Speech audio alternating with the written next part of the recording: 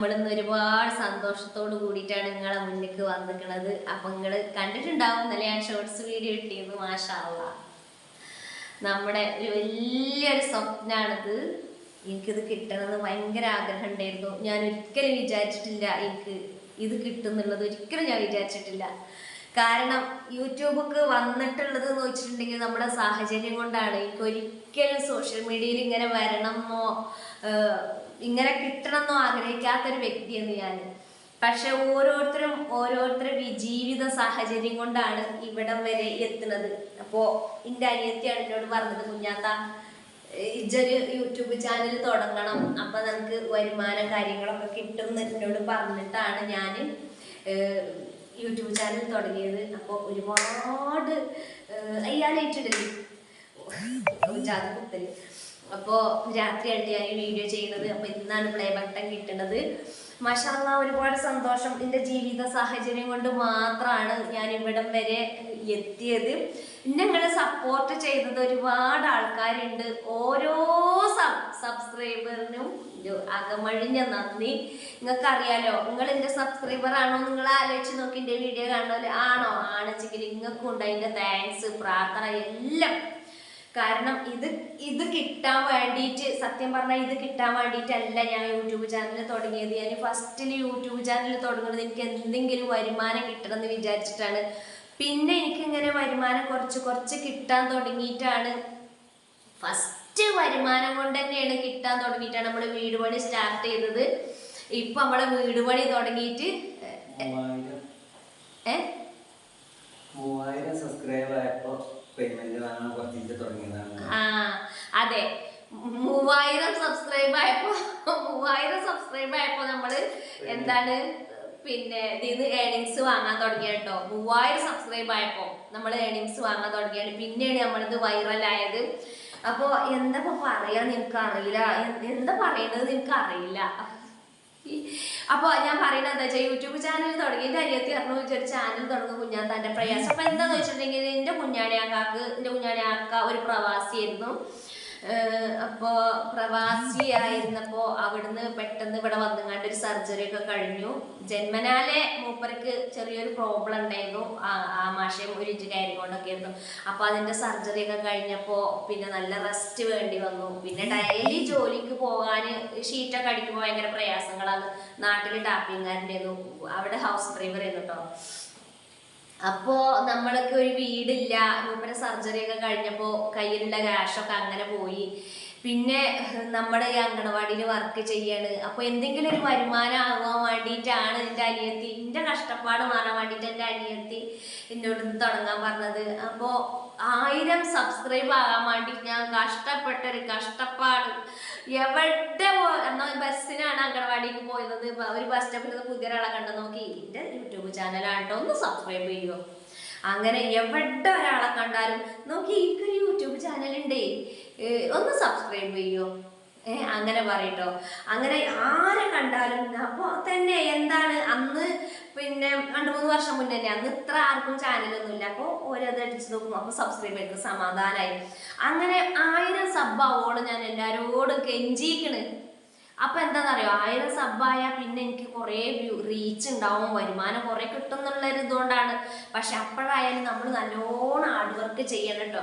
അപ്പൊ ഞാൻ എന്താ പറയാ, എന്നും രാവിലെ നമുക്ക് അങ്കണവാടി പോകണം. എന്നാലും ഞാനൊരു ദിവസമില്ലാതെ വീഡിയോ ഇട്ട് ഹാർഡ് വർക്ക് ചെയ്ത് അങ്ങനെ ഒരു ദിവസം നമ്മൾ വൈറലായി. അങ്ങനെ കുറേ പൈസ ഒരു മാസം കിട്ടി. അങ്ങനെയാണ് നമ്മുടെ വീട് പണി സ്റ്റാർട്ട് ചെയ്തത്. ഇപ്പൊ മാഷാ അല്ലാഹ്, നമ്മള് 2 വർഷം 7 മാസമായി നമ്മൾ വീട് പണി തുടങ്ങിയിട്ട്. ഇപ്പൊ നമ്മളെ 2 ബെഡ്റൂമും ഒരു ഹാളും ഒരു സിറ്റ് ഔട്ടും ഉള്ള വീടിന്റെ പണി ഏകദേശമൊക്കെ കഴിഞ്ഞിരിക്കണം. ഇനി കുറച്ച് ഇന്റീരിയർ വർക്കും കൂടെ ഉണ്ട്. ഇപ്പൊ ഇത് ഞാൻ കോണിപ്പടി മേടിയിരിക്കണം നമ്മുടെ ഹാളില്. അപ്പൊ ഇതിന്റെ കോണിന്റെ സൈഡിലുള്ള കമ്പി ഉണ്ടല്ലോ, ഇന്റീരിയർ വർക്ക്, അതിന്റെ പണിയൊന്നും കഴിഞ്ഞിട്ടില്ല. അതുപോലെ കുറച്ച് കാര്യങ്ങളൊക്കെ ഇനിയും ചെയ്യാനുണ്ട്. ഇപ്പൊ ഇപ്പോഴും നമ്മൾ ഈ വരുമാനം വാങ്ങുന്നതുകൊണ്ട് ഇപ്പോഴും നമ്മുടെ വീട്ടിൽ പണി നടന്നുകൊണ്ടിരിക്കുകയാണ്. ഓരോ മാസം തുച്ഛമായ വരുമാനം കിട്ടുമ്പോൾ കുറച്ചുള്ളെങ്കിൽ അത് പിന്നത്തെ മാസത്തേക്ക് എടുത്തു വെച്ചിട്ട് അതും തികഞ്ഞിട്ടില്ലെങ്കിൽ പിന്നത്തെ മാസത്തേക്ക് എടുത്തു വെച്ച് അങ്ങനെ ഒരുമിച്ചാവുമ്പോൾ അങ്ങനെ ഓരോരോ വർക്കുകളാണ് ഞാൻ കുഞ്ഞാണിയാക്കി വീടിൻ്റെ ചെയ്ത് ഇവിടെ വരെ എത്തി. മാഷാ അല്ലാഹ് എല്ലാവർക്കും ഒരുപാട് താങ്ക്സ് ഉണ്ട്. പിന്നെ എനിക്ക് കരച്ചിലൊക്കെ വരുന്നുണ്ട്. കാരണം നമ്മളിപ്പോൾ എന്താ ഈ ക്യാമറയുടെ മുന്നിൽ വന്നുങ്ങാണ്ട് കരയുന്നത്. ഇപ്പൊ ഞാൻ ഇന്ന് ചുരിദാറൊക്കെ ഇട്ടുങ്ങാണ്ടാണ് വന്നിക്കണത്, കുറച്ച് പൗഡറൊക്കെ ഇട്ടിക്കണ്. കാരണം കുഞ്ഞാലിക്കാരുടെ പറഞ്ഞ നമുക്ക് വീഡിയോ ചെയ്യണം, പ്ലേ ബട്ടൺ കിട്ടുന്ന വീഡിയോ ചെയ്യണം എന്ന് പറഞ്ഞുങ്ങാണ്ട് അങ്ങനെ ഞാനൊക്കെ ഒന്ന് കുറച്ചൊക്കെ നല്ല ഡ്രസ്സൊക്കെ ഇട്ട് അംഗൻവാടിക്ക് പോകുമ്പോഴുള്ള ഡ്രസ്സാണ് ഇട്ടത്. മറ്റേ ഞാൻ മാക്സി ഒക്കെ ഇട്ടുങ്ങാണ്ടല്ലേ വരിക. അപ്പൊ കുറച്ച് പൗഡറൊക്കെ ഇട്ടുങ്ങാണ്ട് ഞാനിങ്ങനെ ഒരുങ്ങിയൊക്കെ വന്നതാണ്. ഭയങ്കര സന്തോഷം ഇത് കിട്ടിയത്. നിങ്ങളൊക്കെ എല്ലാവരും പിന്തുണോണ്ട് സപ്പോർട്ടോണ്ടാണ് ഇവിടെ വരെ എത്തിയത്. മാഷാ അല്ലാഹ് ഈ മാസം തന്നെ അപ്പൊ എല്ലാവരും പറയും യൂട്യൂബിൽ നിന്ന് വരുമാനം കിട്ടുന്ന കണക്ക് പറയരുത്, അങ്ങനെ പറയരുത്, നാവേറുണ്ട് കണ്ണേറുണ്ട് എന്നൊക്കെ പറയാം. അതൊക്കെ വെറുതെ പറയാണ്. എനിക്ക് ഈ മാസം യൂട്യൂബിൽ നിന്നും അതുപോലെ ഫേസ്ബുക്കിൽ നിന്നൊക്കെ രണ്ടിന്നും കൂടി നല്ലൊരു സംഖ്യ തന്നെ 2 ചാനലിൽ നിന്നും കിട്ടിയിട്ടുണ്ട്. അപ്പോൾ ആ പൈസ കൊണ്ട് ഇനി അടുക്കളപ്പണി തുടങ്ങാൻ നിൽക്കുകയാണ്. ഇതൊക്കെ ആര് കാരണമാണ്? എൻ്റെ പ്രിയപ്പെട്ട മുത്തുമണികൾ സബ്സ്ക്രൈബേഴ്സും ഫോളോവേഴ്സും ആണ് എനിക്ക് ഇന്നെ ഇവിടെ വരെ എത്തിച്ചത്.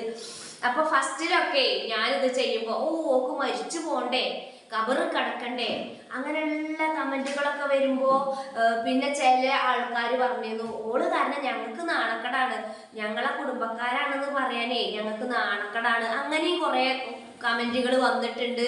പിന്നെ നേരിട്ട് എൻ്റെ ചെവിയിൽ പലരും പറഞ്ഞിട്ടുണ്ട് ഓൾക്ക് നാണക്കടാണോ ഞങ്ങളെ കുടുംബക്കാരാണെന്ന് പറയാന്. പക്ഷെ അങ്ങനെയൊക്കെ എൻ്റെ ജീവിതത്തിൽ പ്രയാസങ്ങൾ ഉണ്ടായതുകൊണ്ടാണ് എനിക്ക് തോന്നി ഏതായാലും ഞാനിതൊക്കെ ഇറങ്ങി. ഇനി എന്തായാലും വരുമാനം കിട്ടണം എന്ന് വിചാരിച്ചിട്ടാണ് ഞാൻ പറഞ്ഞില്ലേ 1000 സബ് ആയതിൻ്റെ ശേഷം പിന്നെ ഞാൻ ആരോടും പറഞ്ഞിട്ടില്ല. പിന്നെ 3000 സബ് അറിയാതെ കേട്ടായി. പിന്നെ ഈ 1000 സബ്ബായത് ഞാൻ മാസത്തിൽ 2 or 3 വീഡിയോസ് ഒക്കെ ഇട്ടേന്നുള്ളേ. പിന്നെയാണ് എനിക്ക് മനസ്സിലായത് സ്ഥിരമായിട്ട് വീഡിയോ ഇടണമെന്ന്.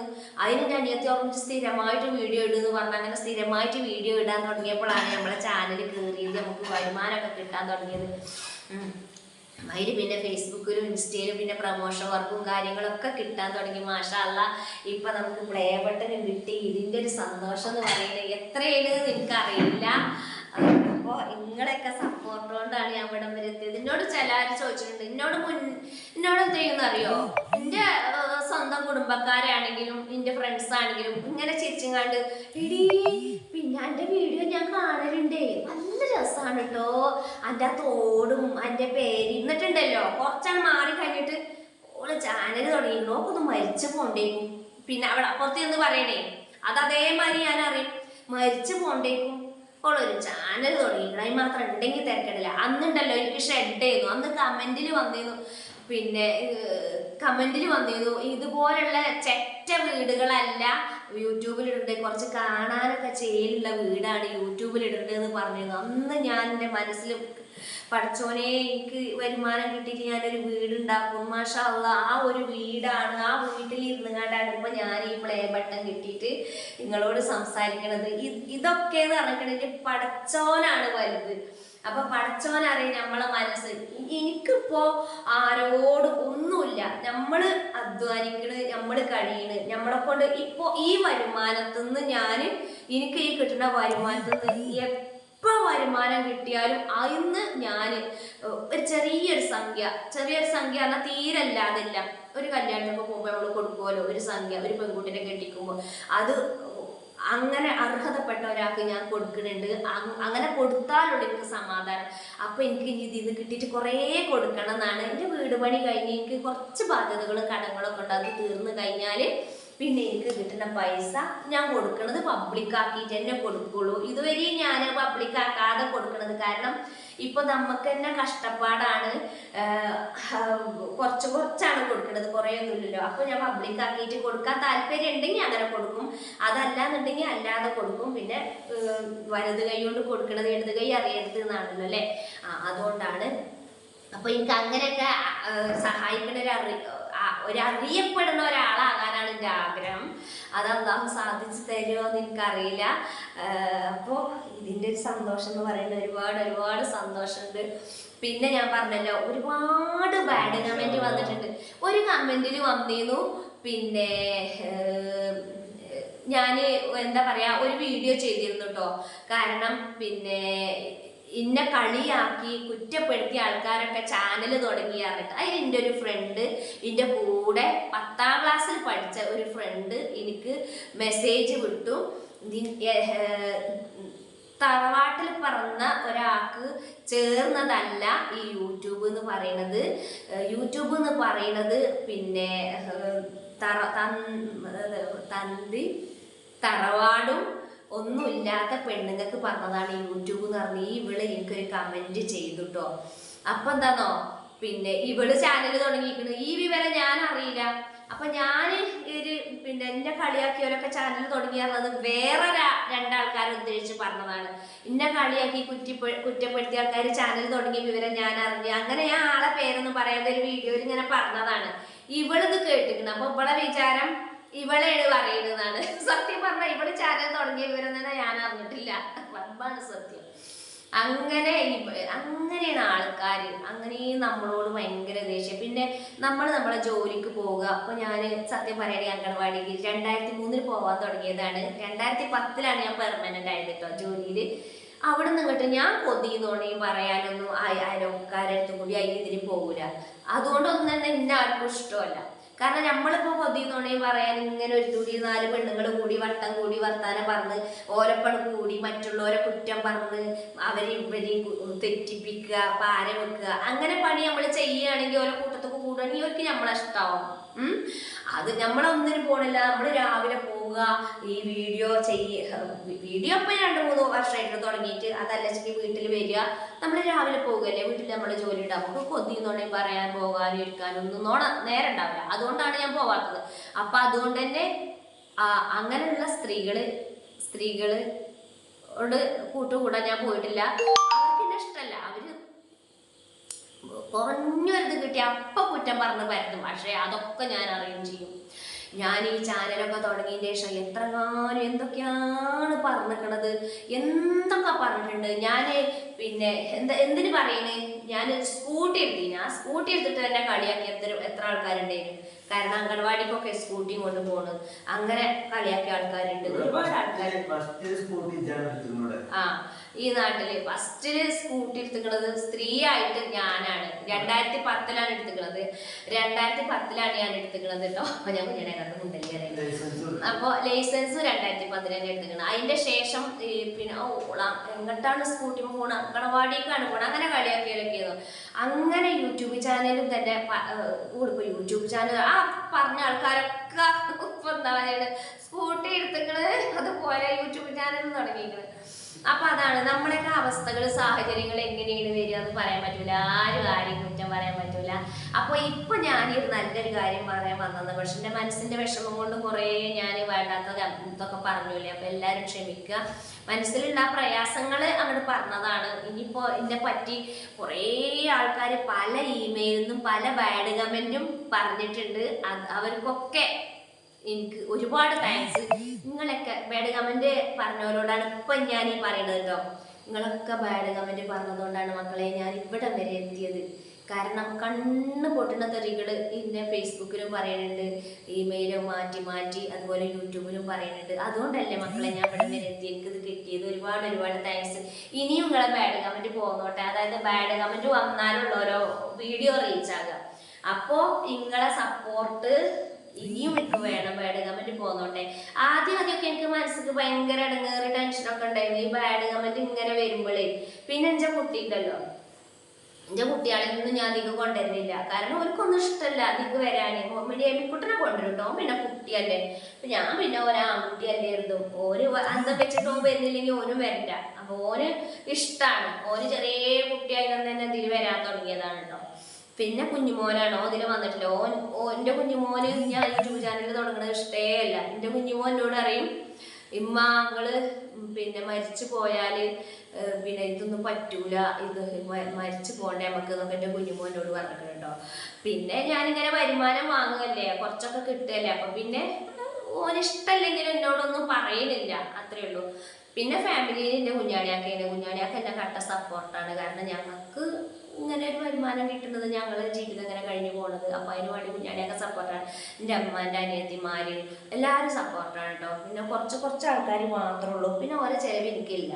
ഈ കുറച്ച് ആൾക്കാർ സപ്പോർട്ട് ഇല്ലെങ്കിൽ എനിക്ക് ഒരു ചുക്കൂല. ഓരെന്നെ സപ്പോർട്ട് ചെയ്യണ്ട. കാരണം നമ്മൾ ആരായാലും നമ്മൾ അധ്വാനിക്കണം, നമ്മൾ ജീവിക്കണം. പിന്നെ എന്താന്ന് വെച്ചിട്ടുണ്ടെങ്കിൽ കഴിഞ്ഞ റമദാന് എന്നെ ഒരുപാട് മാനസികമായി പീഡിപ്പിച്ചൊരു വ്യക്തി ഉണ്ടായിരുന്നു കേട്ടോ.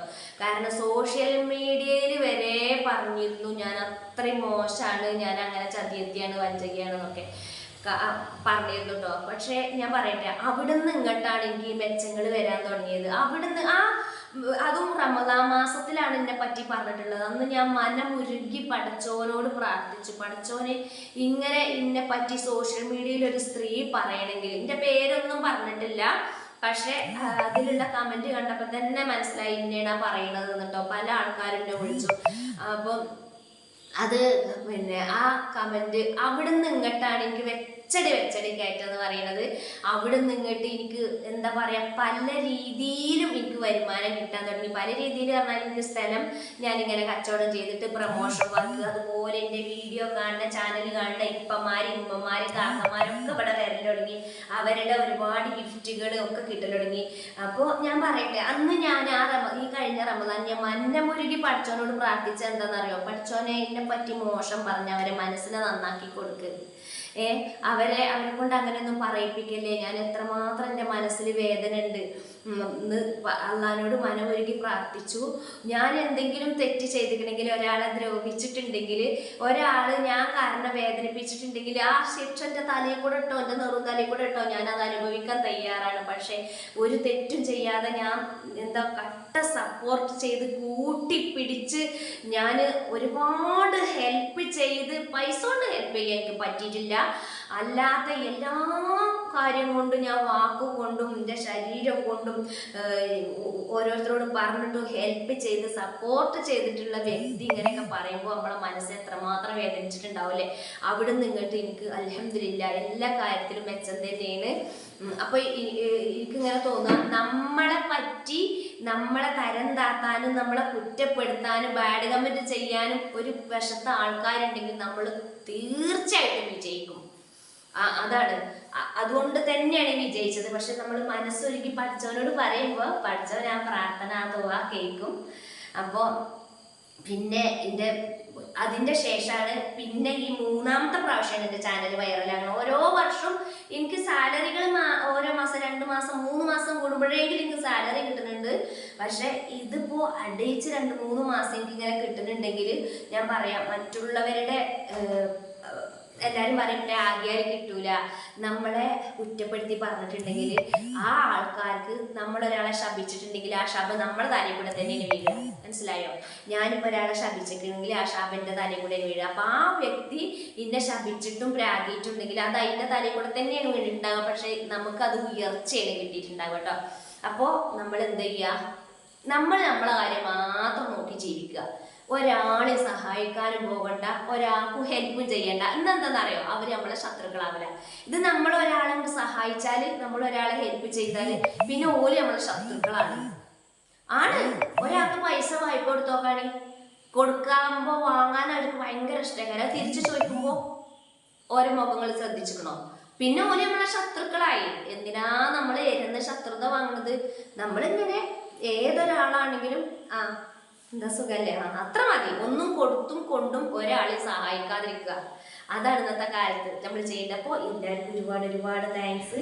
ഇതിൻ്റെ ക്രെഡിറ്റും ഇതിൻ്റെ സപ്പോർട്ടൊക്കെ നിങ്ങൾക്കാണ് കൂട്ടുകാരെ. അപ്പോൾ ഈ പെട്ടിയിലാണ് ഇത് കിട്ടിയിട്ടില്ല. അപ്പോൾ കുഞ്ഞാണിയാട്ടീൻ്റെ ഇപ്പോൾ ഇത് കൊണ്ടുവന്നത് കേട്ടോ. അത് വണ്ടൂർ വരെ വന്നു. ബാംഗ്ലൂരിൽ നിന്ന് എന്നെ വിളിച്ചിരുന്നു, ഇത് കിട്ടും എന്നൊക്കെ പറഞ്ഞിട്ട് ഇംഗ്ലീഷിലായിരുന്നു സംസാരിച്ചത്. അപ്പോൾ മാഷാ അല്ലാഹ്, ഇനി എനിക്ക് നിങ്ങളെ സപ്പോർട്ട് വേണം. എൻ്റെ വീഡിയോ നിങ്ങൾ ഷെയർ ചെയ്യണം, എന്നെങ്കിൽ മാത്രമേ എനിക്ക് എൻ്റെ ഈ വീട് പണി തീർക്കണം. ഇനി കുറേ പണികളുണ്ട് ഈ വീട്ടിൽ. കുഞ്ഞു വീടാണെങ്കിലും ഇനിയും കുറേ പണിയുണ്ട്. അപ്പോൾ മാഷാ അല്ലാഹ്, ഇതിൽ നിന്നും കിട്ടിയ വരുമാനം കൊണ്ട് മാത്രമാണ് 100K സബ്ബായി. ഇനി എനിക്ക് നിങ്ങളെ സപ്പോർട്ടാണ് വേണ്ടത്. അപ്പോൾ ഇത്രയേ ഉള്ളൂ. എൻ്റെ സന്തോഷങ്ങളോട് പങ്കുവെക്കാൻ വേണ്ടിയിട്ടാണ് ഞാൻ വന്നത്.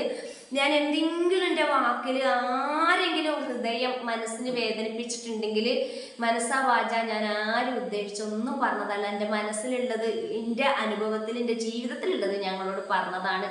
എനിക്കെല്ലാവരും നന്നാവണം. എത്ര ശത്രുക്കളാണെങ്കിലും എന്നെ ഇഷ്ടമില്ലാത്തവരാണെങ്കിലും അവരൊക്കെ നന്നാവട്ടെ, അവരൊക്കെ ഉഷാറാവട്ടെ, അവരെ കഷ്ടപ്പാടൊക്കെ മാറട്ടെ, എല്ലാവരും സന്തോഷിക്കട്ടെ.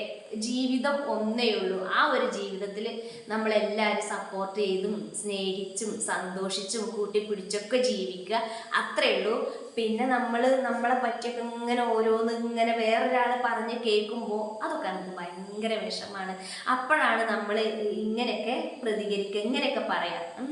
അപ്പം അത്രയേ ഉള്ളൂ. എല്ലാ കൂട്ടുകാർക്കും ഒരുപാട് ഒരുപാട് താങ്ക്സ്.